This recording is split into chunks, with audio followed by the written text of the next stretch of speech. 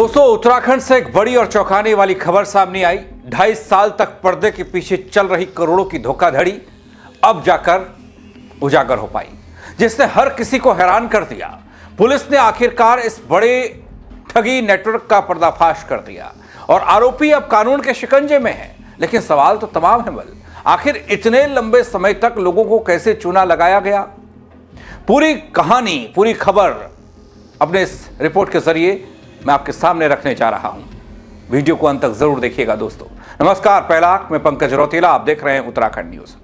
दोस्तों, खबर बेहद अहम है और आपके लिए जरूरी है। आपको अलर्ट करने वाला समझ लीजिए इस पूरे मामले को, एक अलार्म समझ लीजिए। वो इसलिए क्योंकि आप और हम लोग ही हैं जो हर किसी के कहने पर आ जाते हैं, आसानी से ठगे जाते हैं और फिर उसके बाद जो होता है वो बेहद डरावना होता है, बेहद तकलीफदेह होता है। दोस्तों, आज मैं पुलिस द्वारा किए गए करोड़ों के फ्रॉड के खुलासे की बात करने के लिए आया हूं। जरा गौर कीजिएगा और इस तस्वीर को जरा देखिए। हां, पुलिस के अलावा पीछे 2 लोग खड़े हैं। यही है बल, वो जो 2 लोग लाखों नहीं करोड़ों का चूना लगाने के मास्टरमाइंड हैं। दोस्तों, खबर यह कि हल्द्वानी में जनता को ज्यादा ब्याज और गारंटी का झांसा देकर करोड़ों रुपए की ठगी कर दी गई। नैनीताल पुलिस ने अब खुलासा किया है, भंडाफोड़ किया है इस मामले का। इस मामले में पुलिस ने 2 आरोपियों को गिरफ्तार किया। एसएसपी नैनीताल मंजुनाथ टीसी ने खुद इस मामले का खुलासा किया।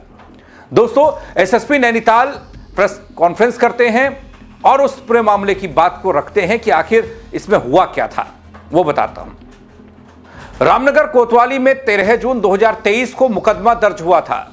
मुकदमे में पीड़ित द्वारा बताया गया था कि आरोपियों ने साल 2017 में देवभूमि बहुउद्देशीय स्वायत्त सहकारिता नाम की एक संस्था बनाई हल्द्वानी, जिसका एड्रेस दिया गया कपिल कॉम्प्लेक्स मुखानी।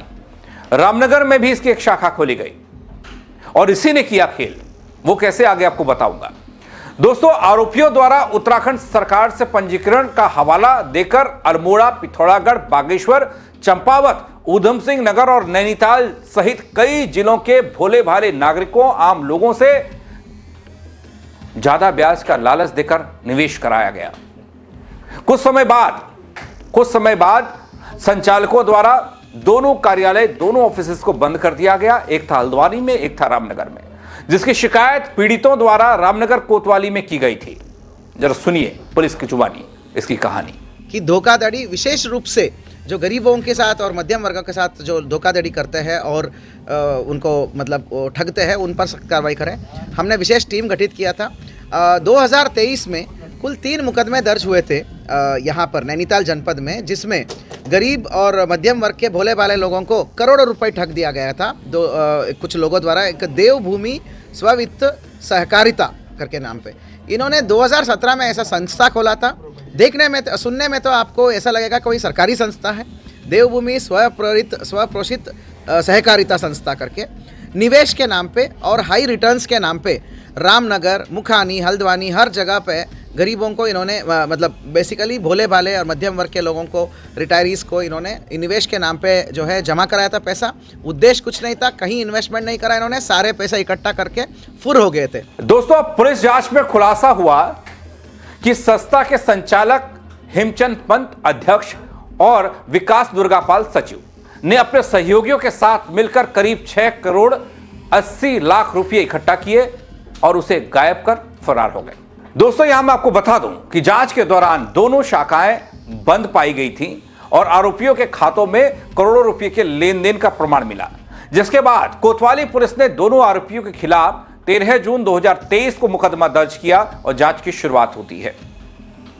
साल याद रखिएगा 2023 और अभी चल रहा है 26 में इस पूरे मामले का खुलासा होता है। इधर इस मामले का खुलासा पुलिस करती है तो मामले की तार कैसे और कहां जुड़े वो भी पता चल जाते हैं, कैसे ठगी और धोखाधड़ी हुई ये भी पता चलता है। दोस्तों, पुलिस के मुताबिक तभी से दोनों आरोपी फरार चल रहे थे जब से इस पूरे मामले का पुलिस रिकॉर्ड में आना हुआ, दोनों कार्यालय का बंद होना हुआ। रामनगर कोतवाली पुलिस ने कोर्ट से वारंट जारी करवाया, कुर्की का आदेश लिया और पुलिस की तरफ से आरोपियों की गिरफ्तारी के लिए लगातार उत्तराखंड में नहीं, दिल्ली, हरियाणा, लखनऊ में दबिश दी गई। लेकिन आरोपी लगातार अपने ठिकाने बदल रहे थे, जिस कारण वो पुलिस टीम के हाथ नहीं चढ़ पाए। ये मैं नहीं, पुलिस कह रही है। सफलता बड़े संघर्ष की बाद मिली है, सुनिए। तभी 2023 में विभिन्न थानों में रामनगर, मुकानी, हल्द्वानी में 3 विभिन्न मुकदमे पंजीकृत हुए थे। लगातार ये वांछित चल रहे थे। हम लोगों ने इसको बहुत सीरियसली लिया। हमारा जो एसओ मुकानी है, सीओ अमित है, एसपी मनोज कत्याल है, एसपी हल्द्वानी, इन सब लोगों ने बहुत मेहनत करा और इस विशेष टीम का गठित किया। एसएसआई जो लाल कुआ है, उसके पास विवेचना था, दीपक बिष्ट, बहुत अथक मेहनत करा उसने, बहुत अच्छे तरीके से उसने इन्वेस्टिगेशन करके उनका पीछा करा। तो वारंट्स तो पहले से ही प्राप्त था। तो अच्छी सफलता आज मिली है। जो 7 करोड़ रुपए का ठगने वाले जो गिरोह है, कोऑपरेटिव्स के नाम पे ठगने वाला गिरोह है, उनका दोनों अभियुक्तों को सफलतापूर्वक अभी हमने गिरफ्तार किया है। वो हेम पंत है और दुर्गापाल है, 2 लोग। इनके अकाउंट से कोई रिकवरी भी हुई है? यस, नहीं, अकाउंट से जो ट्रांजैक्शंस आई है, इन्होंने तो पहले से ही काफ़ी 2023 में ही मुकदमा हो गया था, उससे पहले ही इन्होंने फंड्स को साइफन ऑफ कर लिया है। और अभी जो है हम इनके पूरे परिवार की और इनके खुद की चल और अचल संपत्तियों की जांच करेंगे और ये अग्रिम कार्रवाई है और नियमानुसार संपत्ति ध्वस्तीकरण और संपत्ति जब्तीकरण की कार्रवाई करेंगे। धन्यवाद। तो दोस्तों, संघर्ष पुलिस का रंग लाया। इस बीच एसएसपी नैनीताल मंजूनाथ टीसी ने लंबित मामलों में जल्द से जल्द आरोपियों को गिरफ्तारी के निर्देश भी दे डाले। पुलिस टीम ने तत्परता से दोनों आरोपियों की इस मामले में गिरफ्तारी की। साथ ही पुलिस ने अपने मुखबिर तंत्र को भी सक्रिय किया। पुलिस बता रही है कि मुखबिर तंत्र और अन्य इनपुट की मदद से पुलिस ने 4 फरवरी 2026 को दोनों आरोपी हेमचंद पंत और विकास दुर्गापाल को नैनीताल जिले से ही बरामद किया, गिरफ्तार किया। आरोपियों के खिलाफ अन्य थानों में भी धोखाधड़ी के कई मुकदमे दर्ज बताए गए। गिरोह में अन्य लोगों की संलिप्तता भी पाई गई, उसकी भी जांच हो रही है। कनेक्शन कहां से है, क्या कोई गिरोह है जो ये काम कर रहा है उत्तराखंड देवभूमि में? भोले भाले लोगों को ठगा जा रहा है, अच्छा ब्याज देने का लालच और उस पर निवेश कराना। एक एलयूसीसी ऐसी कोई कंपनी थी पहले, जिसके झांसे में कई लोग आ गए थे, देश के ही, प्रदेश के नहीं, देश के भी लोग आए थे, जिसकी जांच पड़ताल अभी चल रही है। वो धोखाधड़ी करने वाले लोग देश छोड़ चुके हैं और अभी तक लोगों की गाड़ी कमाई वापस नहीं आ पाई है। और उसके बाद ये करोड़ों का मामला जो मैं आपको बता रहा हूं, ऐसे कई मामले अपने उत्तराखंड में बीते कुछ सालों में परवान चढ़े हैं और हम सबके सामने आए हैं एक चुनौती के तौर पर। पुलिस के लिए भी चुनौती बने हैं। दोस्तों, इस पूरे मामले में और लोगों की जांच पड़ताल हो रही है। क्या किसी का नेटवर्क, किसी का कनेक्शन इससे है?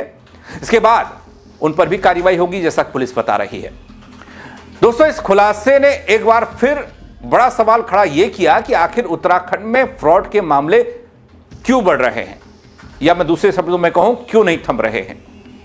ज्यादा ब्याज का लालच दिया जा रहा है, सरकारी रजिस्ट्रेशन कंपनी का बताया जा रहा है, सरकार के लिए भी चुनौती है। गारंटी जैसे झांसे दिए जा रहे हैं, लोगों को गाड़ी कमाई पर हाथ साफ किया जा रहा है।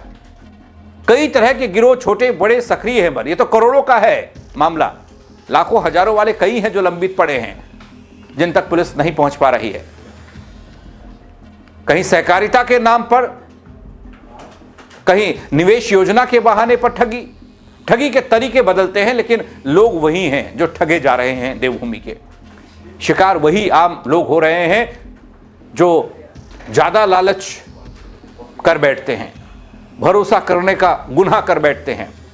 पुलिस के लिए भी ये मामले किसी बड़ी चुनौती से कम नहीं है। जैसा मैंने आपको बताया, आरोपी सालों तक फरार रहते हैं, राज्यों के बीच ठिकाने बदलते रहते हैं, आज यहां तो कल कहां, और जांच को भटकाने की पूरी कोशिश होती है। इस केस में भी 2.5 साल तक आरोपी कानून की पकड़ से बाहर रहे। वो सवाल अलग था कि पुलिस वहां तक क्यों नहीं पहुंच पा रही, इस पूरे मामले का खुलासा क्यों नहीं कर पाई, लेकिन आखिरकार पुलिस की मेहनत रंग लाई। पुलिस ने अपना जो जाल बिछाया था, जो दबिश दी, जो मुखबिर तंत्र सक्रिय किया था, उसके बल पर दोनों की गिरफ्तारी हो गई। पुलिस इसे बड़ी सफलता मान रही है दगड़ियों। लेकिन आम जन के मन में कई सवाल हो सकते हैं अभी भी। ऐसे गिरोह पनप कैसे रहे हैं और लोगों तक कैसे पहुंच रहे हैं, लोगों के पैसे तक कैसे पहुंच रहे हैं? जागरूकता की कोई कमी है क्या? क्या निवेश से पहले जांच पड़ताल की कमी या फिर जांच पड़ताल करना प्रदेश की जनता उचित नहीं समझती? और क्या ऐसे फर्जी संस्थानों पर शुरुआती स्तर पर कार्रवाई नहीं होनी चाहिए? इनकी जान पहचान, इनकी पड़ताल नहीं होनी चाहिए? ये कौन से लोग कंपनी के बहाने यहां लूटने के लिए आ रहे हैं? मुझे ऐसा लगता है निजी तौर पर जरूरत है आज सतर्क रहने की, हर किसी को, आम जन को तो ही है, पुलिस को भी है और सरकार को भी है, क्योंकि यहां सरकार को भी बदनाम करने का काम किया जा रहा है। सरकारी तौर पर रजिस्टर्ड बताया गया कंपनी को, एलयूसीसी ने भी कुछ ऐसा ही किया था। पता नहीं क्या क्या सपने दिखाकर प्रदेश में जड़ें जमाई, उसके बाद लाखों का करोड़ों का घोटाला कर घपलाकर लोगों को लूट कर भाग गए, विदेश भाग गए। दोस्तों, लालच से बचने की जरूरत है। किसी भी निवेश से पहले पूरी जानकारी जुटाना जरूरी है। पुलिस ने एक और गिरोह को बेनकाब तो कर दिया, लेकिन आपके हमारे सिस्टम के अगल बगल न जाने ऐसे कितने गिरोह होंगे जो देख रहे होंगे बल आपके पैसे को। ऐसे फ्रॉडी उत्तराखंड के लिए एक बड़ी चुनौती बने हैं। सवाल बहुत सारे हो सकते हैं, करने बैठूंगा तो बहुत सारे सवाल पुलिस के लिए ही खड़े हो रहे हैं, क्योंकि हालिया पुलिसिंग जो है प्रदेश की, वो कटघरे में खड़ी है। ये हम सब ने देखा, बड़ी बड़ी चोरियां, बड़ी बड़ी लूट, ज्वेलरी शोरूम में डाका डल गया, दिन दहाड़े हत्याएं हो गई, बहुत सारे मामले। लेकिन जवाब हम सबको मिलकर ढूंढने होंगे, और ऐसे मामलों पर आप सबको सतर्क रहने की जरूरत है। जब भी किसी चीज में निवेश करने जा रहे हैं, किसी कंपनी पर आप भरोसा जता रहे हैं, तो उससे पहले उसकी छानबीन जरूर कर लें, और छानबीन पुख्ता तौर पर करें।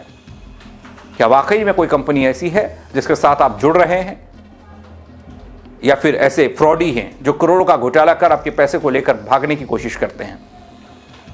क्या कहेंगे इस खबर को लेकर? आप कमेंट के जरिए अपनी राय दीजिएगा। क्यों बढ़ रहा है ये अपराध, फ्रॉड वाला, धोखाधड़ी वाला अपने प्रदेश में? आप क्या सोचते हैं इसके बारे में? खबर को शेयर करिएगा ताकि और लोग भी आगाह हो पाए। मेरे साथ जुड़ने के लिए बहुत शुक्रिया। नगड़ियों, जय उत्तराखंड।